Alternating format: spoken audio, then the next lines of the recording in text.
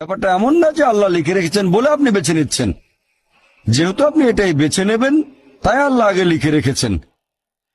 এখানে পছন্দ আপনার, তবে আল্লাহ আপনার পছন্দ জানেন। যেমন ধরেন একটা রাস্তার মোড়ে আসলেন, সামনে 5টা রাস্তা, রোড নাম্বার 1, 2, 3, 4, 5।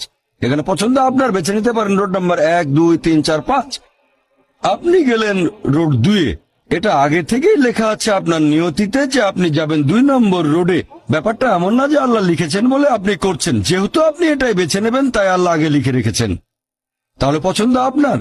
আপনি চাইলে টাকা উপার্জন করতে পারেন ভালো কাজের মাধ্যমে, হালাল উপায়ে, অথবা পারেন চুরি করে হারাম উপায়ে। পছন্দ আপনার।